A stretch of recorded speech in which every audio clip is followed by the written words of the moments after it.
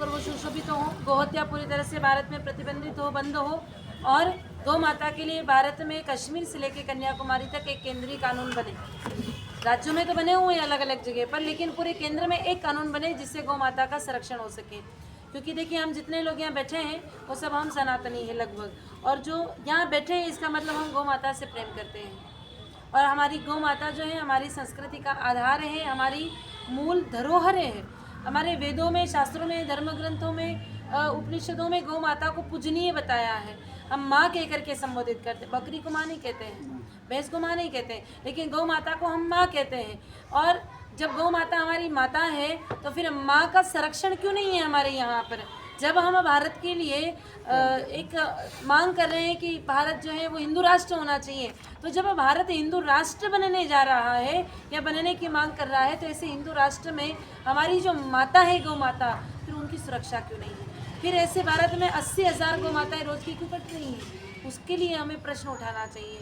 और 80,000 गौ माताओं की जो आज वर्तमान समय में भारत भूमि पर हत्या हो रही है, तो आगे आने वाले समय में उन गौ माताओं का संरक्षण हो, ये गौ माताओं की हत्या ना हो, उसके लिए ये गौ सम्मान आह्वान अभियान प्रारंभ किया है।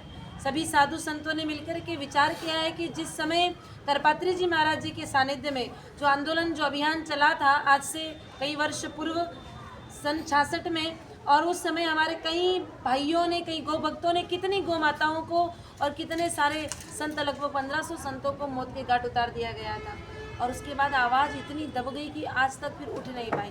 लेकिन आज हमें पुनः गौ माताओं के लिए इस कार्य को करने की आवश्यकता है, क्योंकि अगर गाय माताएं इसी तरह से कटती रही तो आने वाले समय में तो हमारे यहाँ पर गौ माताएं नहीं बचेगी। और जब गौ माता नहीं बचेगी तो फिर हमारा राष्ट्र, हमारा धर्म, हमारी संस्कृति, हम सब कैसे सुरक्षित रहेंगे? तो गौ माताओं के संरक्षण के लिए इस अभियान का प्रादुर्भाव हुआ है और हमारे सभी संतों ने मिलकर के इसकी एक सुंदर कार्य योजना बनाई है। और कार्य योजना में ये अभियान 5 चरणों में चलना है।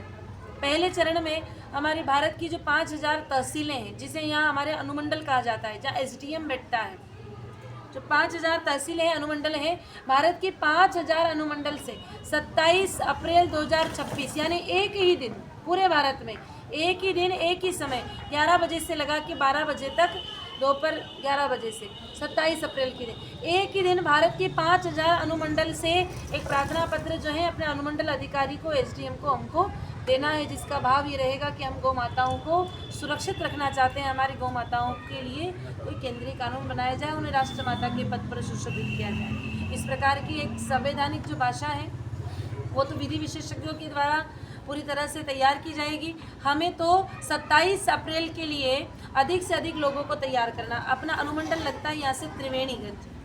त्रिवेणीगंज कितना दूर है? 25 किलोमीटर। तो जो अपना अनुमंडल है जहाँ पर SDM अधिकारी बैठता है, तो 27 अप्रैल के दिन हमारे पास में 3 से 4 महीने अभी शेष हैं।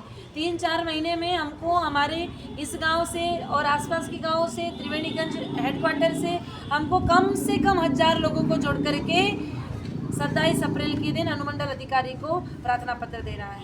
अगर पहले बार में जब 5000 अनुमंडलों से एक साथ ये प्रार्थना पत्र जाएगा तो सरकार विचार करेगी कि अब हमारा देश जो है वो जाग रहा है और गौ हत्या जो है बंद हो, उसके लिए मांग कर रहा है। तो जब इस प्रकार की तैयारी होगी तो निश्चित रूप से पहली बार में ये कार्य हो जाएगा। और अगर पहली बार में नहीं होता है तो 27 जुलाई 2026 को पुनः द्वितीय चरण में, पहला चरण तो यहाँ हो गया, द्वितीय चरण में अगर पहली बार में कार्य नहीं होता है तो द्वितीय चरण में जो भारत के 780 जिले हैं, जिसमें हमारा जिला यहाँ का लगता है सुपौल, तो 780 जिलों में सभी अपने अपने जिला हेडक्वार्टर पर जो कलेक्टर बैठता है, तो कलेक्टर को एक प्रार्थना पत्र देंगे 27 जुलाई 2026 को। उसका भाव यही रहेगा कि हमने 1 महीने पहले आपसे प्रार्थना की